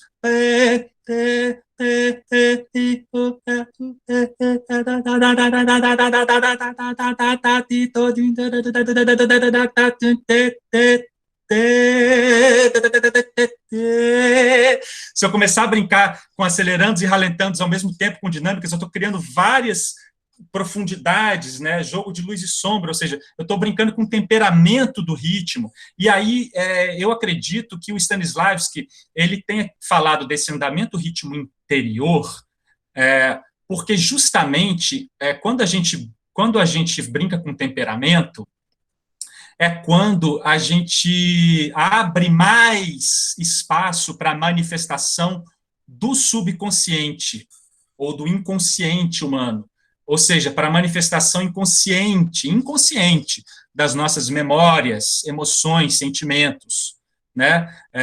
Isso é muito comum quando você vê grandes intérpretes, por exemplo, de um Mozart ou de um Chopin, né? O Chopin, o pianista vai tocar Chopin, uma coisa altamente virtuosa, e aí ele consegue tocar todas as notas no ritmo certo, não basta isso. Ele põe lá o metrônomo, pá, pá, pá, e consegue tocar todas as notas com aquela destreza, rapidez, não basta. Cadê as dinâmicas? Cadê o jogo de luz e sombra? Cadê a manifestação do teu subconsciente naquela tua interpretação ao piano? E as pessoas sentem a diferença quando alguém vai lá e executa mecanicamente e quando não. E a grande coisa do Stanislavski era, eu não quero um ator que faça as coisas puramente mecânicas. Portanto, ele não falava só de andamento, ritmo exterior, porque isso seria só pensar na mecanicidade do trabalho do ator, né? Falando de andamento, ritmo na fala, falando de andamento, ritmo no movimento, não. Também tem andamento, ritmo dos anseios do ser humano, dos objetivos do ser humano, dos conflitos interiores, da complexidade de memórias e de emoções interiores. Também as memórias têm andamento e têm ritmo. Quem define muito bem no livro, deixa eu ver se eu tenho aqui, é esse livro aqui, ó, A Arte do Ator, do Richard Boleslavski, que foi... ele chegou a ser aluno do Stanislavski e depois foi para os Estados Unidos e fez uma carreira brilhante lá, como diretor, ator de cinema, principalmente, e ele define muito bem isso, do andamento e do ritmo, e dá exemplos muito interessantes, até com pintura, com outras, vale a pena, um livro que vale a pena ver, a sexta lição, que se chama Ritmo, e ele fala justamente dos coloridos, da profundidade, está aí a influência, né, do Jacques Dalcroze, dos temperamentos, das temperaturas, e também temperamento me remete a tempero, né, gosto. Então, é algo que... E o Hermeto Pascoal, que é um músico genial brasileiro, ele fala muito disso, tem que ter bom gosto. Ele fala bom gosto.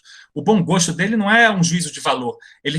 Quando ele fala bom gosto, tem a ver com paladar mesmo, com uma sensação, uma sinestesia. Quando ele toca, ele sente um gosto, uma coisa boa, que ele está como se estivesse comendo uma coisa boa.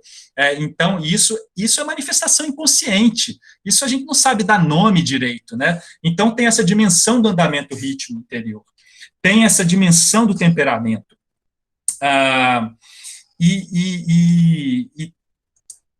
Que é a dimensão qualitativa, né, do ritmo.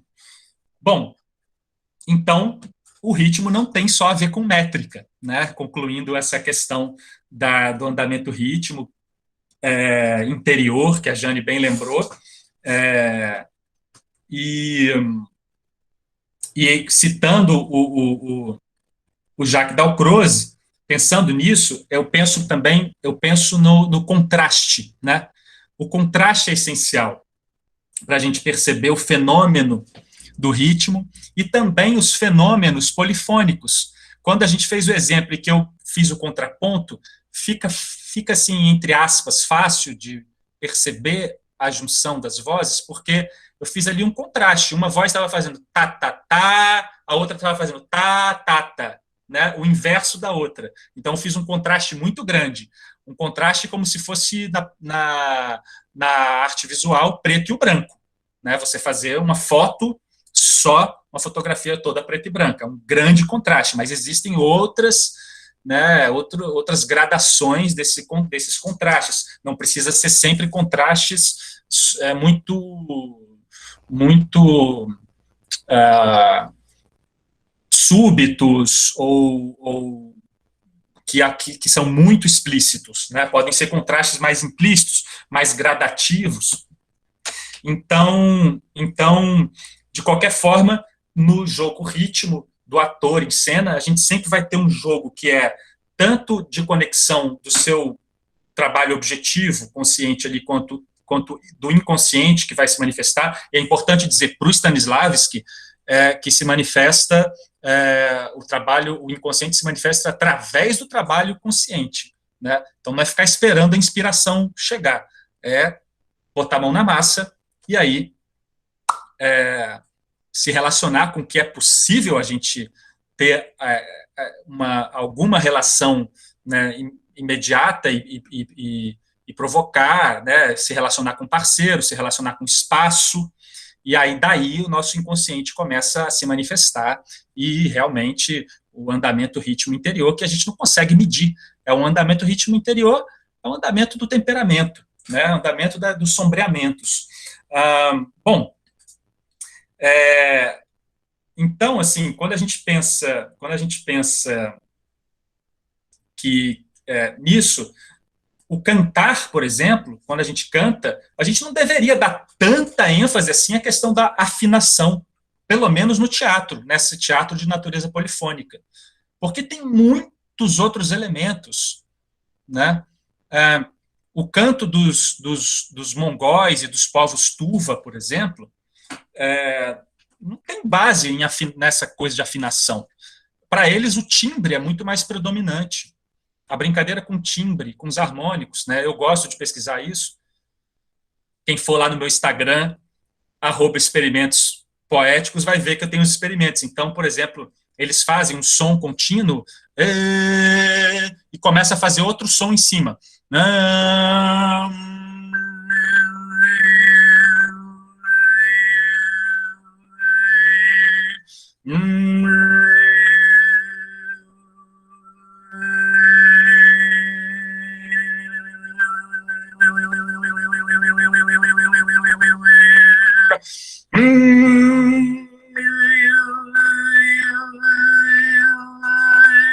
Tem brincadeira com outros timbres, uns timbres mais...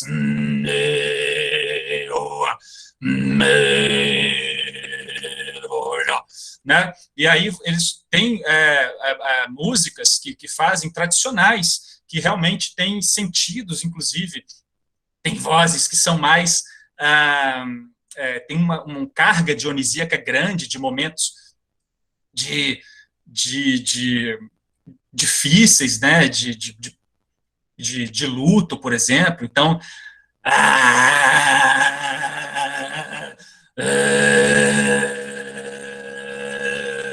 né? Tem coisas que é como eles vendo o rio, o movimento do rio.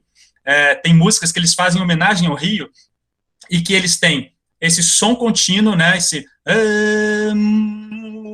que representa meio que essa fluidez das águas, mas ao mesmo tempo eles brincam com os harmônicos como se fossem os obstáculos, né? As rochas, as pedras, as barragens, o vento, né? Então,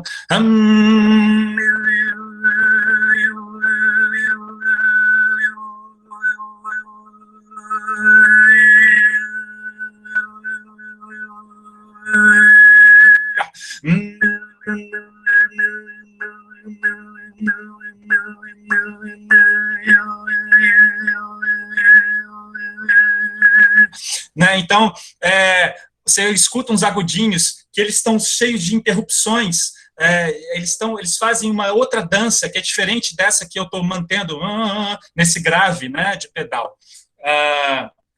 Então, falar uma coisinha rapidinho, Vinícius? Pode ir, Jane, por favor, fala. Não, e quando você fez aquele som, que eu não sei reproduzir, aquele bem com muita aspereza, né? Quase que um fry, mas não é fry, você trabalhou com as cartilagens, né? A área epiglótica, né? A cartilagem aritenoide e a cartilagem epiglótica. Então, isso é muito importante. E é uma habilidade que a pessoa tem, né, de conseguir essa mobilidade, essa flexibilidade nas cartilagens. Eu tenho filmagem disso, Jane. Quando eu fui no otorrino, Otorrino? eu aproveitei, ele tinha que fazer um exame, inclusive foi o exame admissional da Unirio, que eu tinha que fazer. E aí eu aproveitei, eu falei assim, eu posso aproveitar e fazer uns sons aqui para ver o que acontece? Ele falou, claro. Aí ele chamou lá uma fonoaudióloga que se interessava pelo assunto, e aí ela olhou, aí eu perguntei, não, eu estou fazendo, tem alguma coisa prejudicial? Ela falou, não, está tudo certo. Ela falou das camadas supraglóticas também, né? As vibrações da mucosa, que a mucosa vibra, mas é um relaxamento, né? São técnicas que, assim, eu não tenho, eu vou aprendendo de tentar fazer, mas quem nasce na Mongólia, quem nasce ali naquela região, já nasce fazendo isso, né? É da cultura deles, está introjetado ali na cultura. E eles fazem de um jeito espetacular, muito mais legal do que eu estou fazendo aqui. Se vocês acharam legal o que eu fiz, procura depois os povos da Mongólia, os povos Tuva fazendo isso, vocês vão ficar de cara. Bom, é uma brincadeira com ritmo, eu achei legal fazer, porque eu lembro que eles têm essa história de ter músicas em homenagem a rios, né, e a planícies, tem muitas planícies na Mongólia, e os cavalos que passam, então as planícies às vezes remetem esse som contínuo, e os cavalos a essas mudanças que tem nos agudos, né, tudo numa voz só. Bom, eu quero então, tem muita coisa interessante para falar sobre ritmo, mas eu quero dar uma fechada, uma concluída agora, para poder abrir aí para mais pessoas que queiram fazer perguntas. Sim, uma coisa fundamental, que eu estou com um livro aqui para mostrar também, para indicar, que eu estou falando tanto nessa dimensão qualitativa quanto quantitativa do ritmo, tem uma coisa importantíssima no fenômeno do ritmo, que é o padrão, o sentido de ordem, né, e de periodicidade. Então, esse livro aqui, ó, O Sentido de Ordem, do Gombrich, vai falar exatamente sobre isso, e ele é um designer. Ele fala do ritmo nas artes visuais, da ordem das peças de design, da humanidade, históricas, assim, e ele vai nas ciências, ele vai pesquisar por um sentido de ordem do ser vivo, né? Que o ritmo é algo inerente à vida.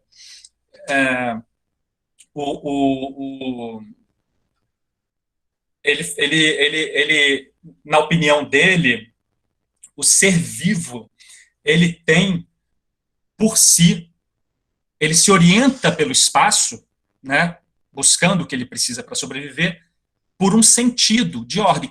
Um sentido como a visão, como a audição, como o paladar, o olfato, só que é um sentido de ordem, de perceber padrões ordenados e rupturas nesse padrão para poder se orientar. A gente faz isso o tempo todo, inconscientemente. E é provável que todo ser vivo, toda coisa viva faça isso, que se oriente pelo espaço a partir de uma percepção de ordenamentos, ou de ordens que se estabelecem, né, de padrões. E a nossa percepção do ritmo vem justamente com a ruptura da ordem, a ruptura do padrão, a mudança no padrão, né? O desvio do padrão é que provoca a percepção do ritmo. Então, isso é uma dica para qualquer artista, né? Você precisa chamar atenção para uma coisa específica, porque ali tem algo específico, tem algo importante no sentido que você está construindo junto com seus companheiros, seus colegas. É preciso pensar no ritmo. porque vai ser a quebra de padrão que vai chamar a atenção, né? Isso você vê no cinema. O cinema, a música é usada de uma forma muito banal, às vezes. A música fica aquela música de fundo, sempre. Não pode ter cena sem música, né? Vai ver um filme bem construído, com base na música. Um filme do Stanley Kubrick. Não existe música à toa ali. Não existe música de fundo, não existe. A música, ela serve para construir algum padrão que vai ser rompido para te chamar a atenção sobre alguma coisa quando a música parar. Ou o inverso, né? Tem um silêncio antes, que quando entrar a música, pá, a coisa te chama a atenção, porque o padrão era o silêncio, o padrão era não ter música, aí entrou música, quebrou o padrão. Te chamou a atenção, né? Mesma coisa vai valer com a luz, vai valer com todos os discursos possíveis.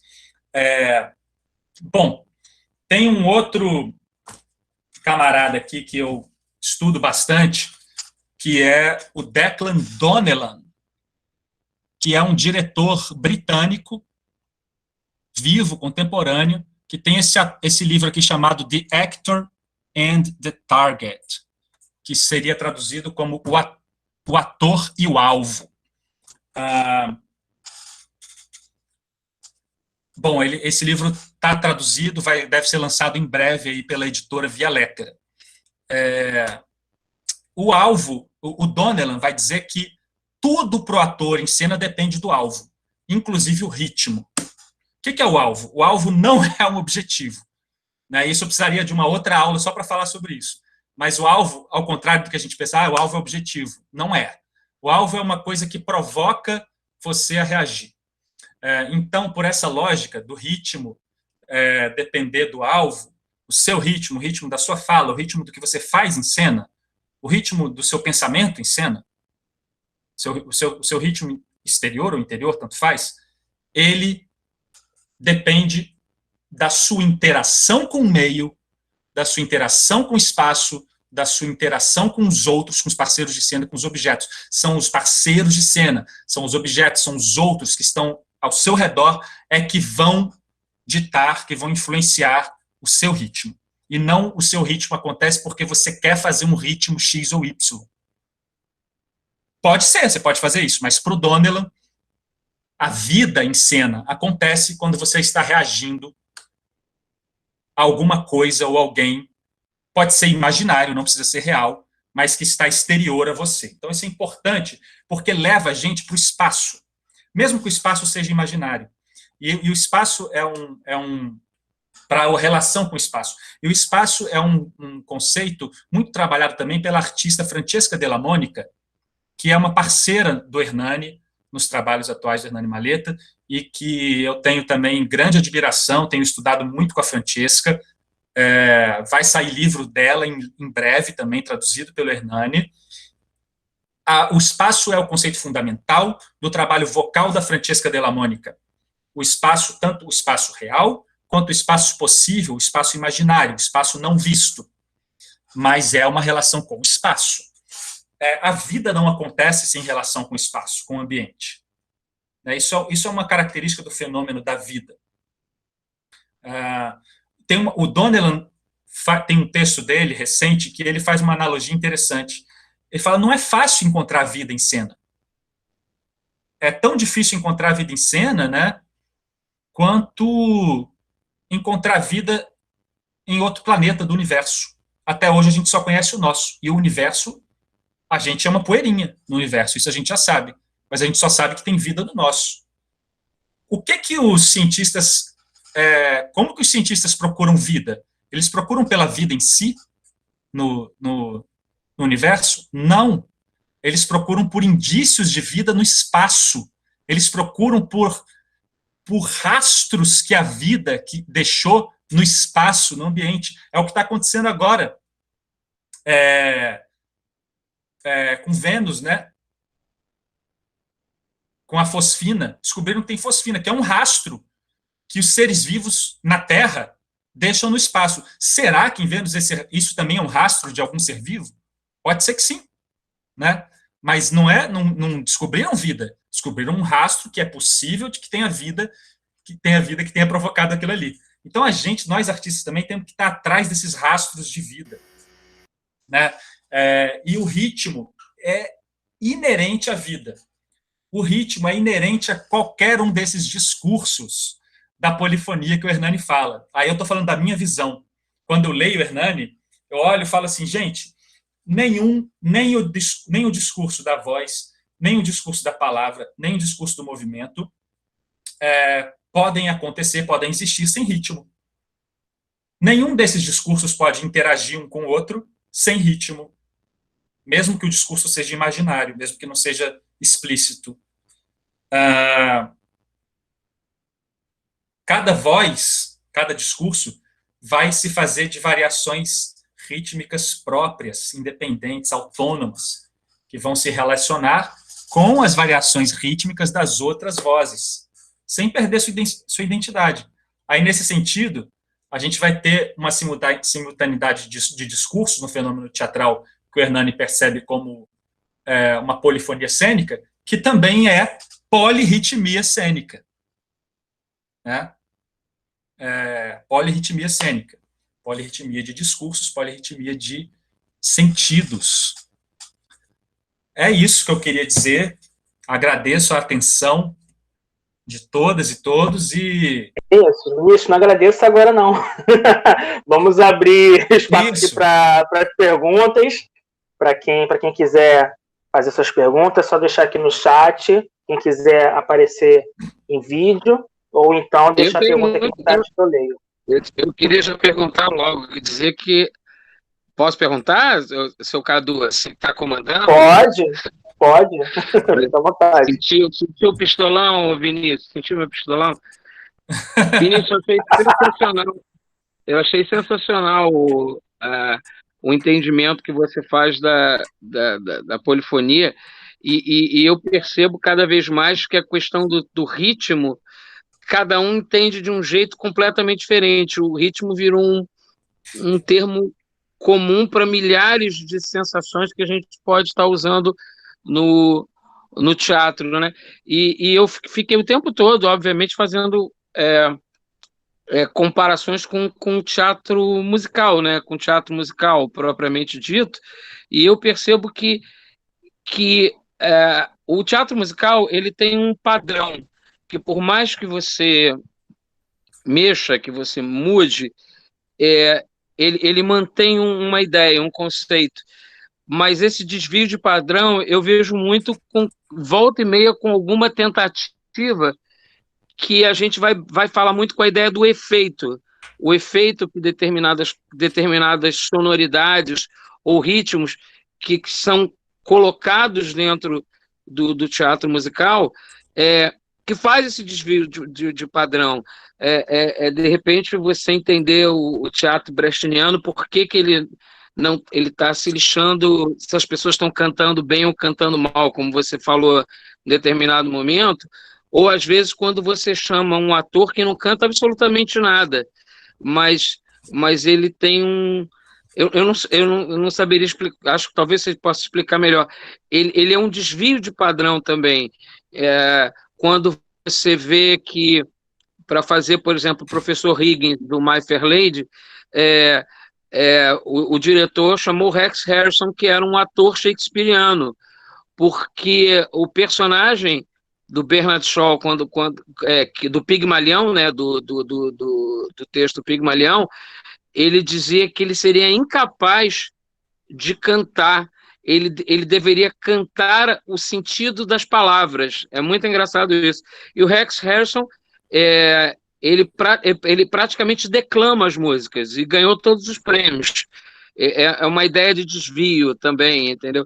Então eu vejo que tem algumas coisas que você pode...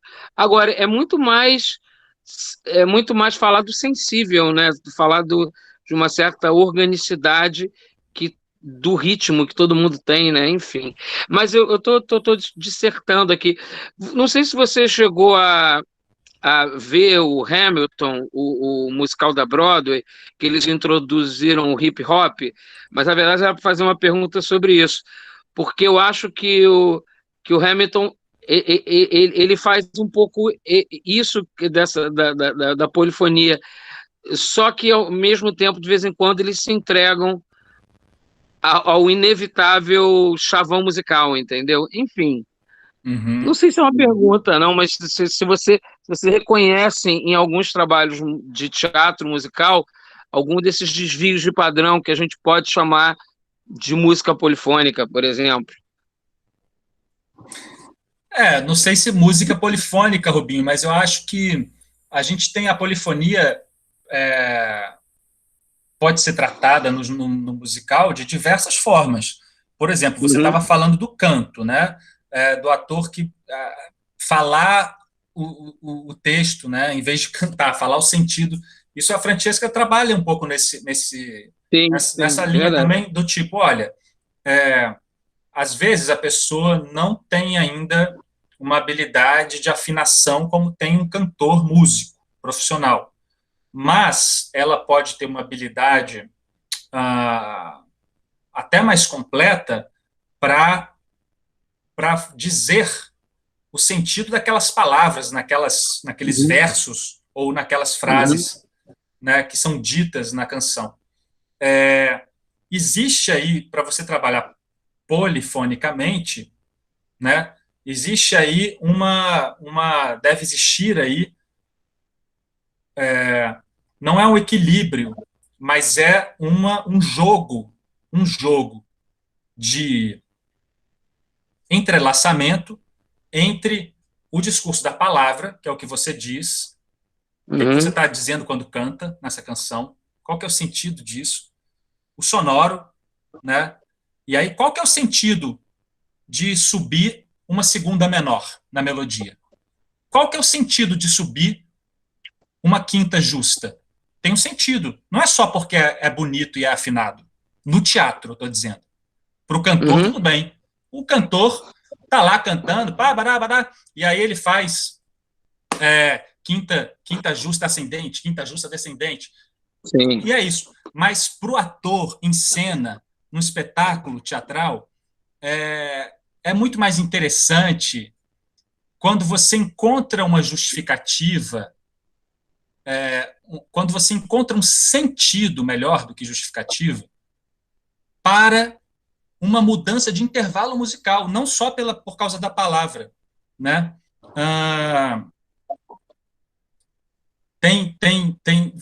Você tem movimentos... E perdi a conexão? Não, estou te ouvindo. Aqui está aparecendo a mensagem, você perdeu sua conexão de rede, tentando reconectar. Ué, tô vendo você. Voltou. Agora voltou. Foi estranho. Eu estava te ouvindo o tempo todo. Mas aí, beleza. Eu penso que o interessante aí é que o que está no campo do imaginário, da imagem,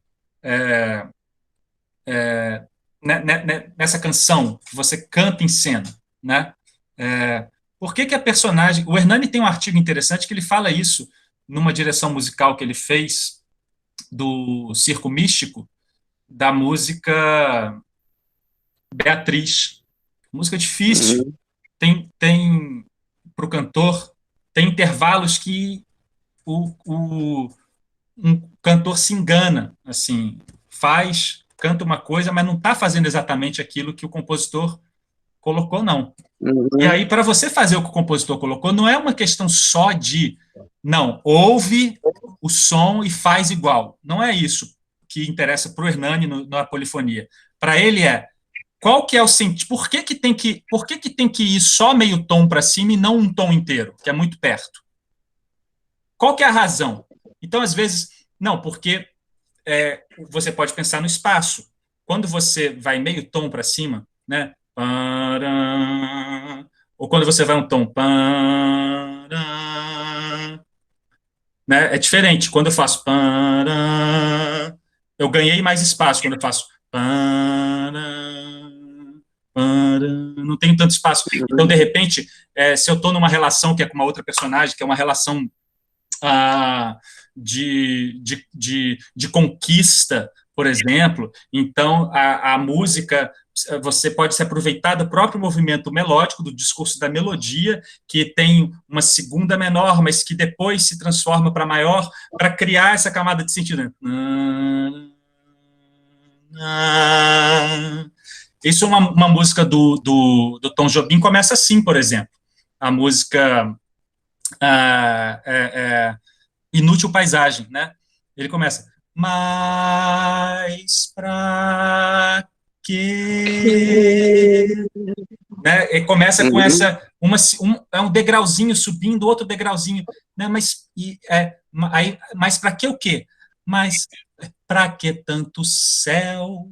Vem uma pergunta, que é uma pergunta de criança, né? Uma pergunta totalmente imaginária. Então, faz sentido essa subida, essa escaladinha meio suspensiva, né? Mas para quê? Né? Você fala, mas para quê? Né? Mas para quê? Para que tanto céu? Para que tanto mar? Para quê? Mas para quê? Para que tanto céu? Para que tanto mar? Para quê? De que serve essa onda que quebre o vento da tarde? De que serve a tarde? Inútil paisagem. Né? Uma reflexão abstrata sobre a paisagem, sobre o que eu estou vendo. Então, eu não estou só cantando uma melodia, eu estou falando, eu estou te convidando a refletir sobre essa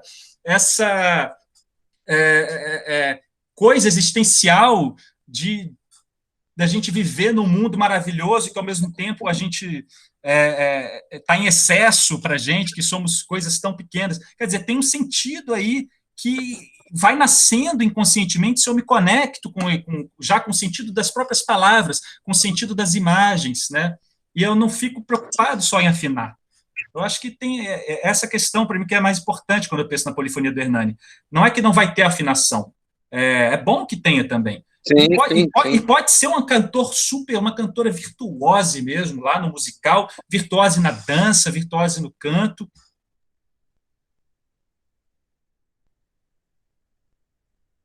Alô, alô, alô. Caiu. Saiu todo mundo. Tá Não, caindo, saiu não, caiu, eu tô aqui, pra alguém. muita gente. Tá caindo para muita gente. A gente está saindo e está tentando se reconectar. Tá caindo para todo mundo. Deu uma cortada. Deu uma cortada, Vocês estão me mas não ouvindo? caiu, Vocês não. estão me ouvindo? Estamos. Sim, Eu estou te ouvindo. Eu estou ouvindo, mas não está aparecendo mais imagem. Eu estou vendo. As pessoas o Cadu, que abriu a reunião, saiu, então. Assim, não Ué, sei o que. Mas O ele meu tá saiu. via rede agora. Ué, ele saiu como anfitrião e será que aí saiu tudo? Então, não sei se ele. Aí, não sei responder. Deixa eu ver aqui uma Porque coisa. se o anfitrião sai, geralmente cai tudo, né? E a gente ainda está aqui.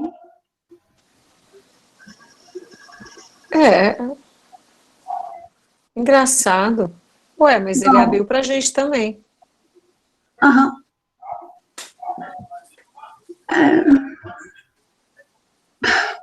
Esperar, né? Às vezes ele tá outra.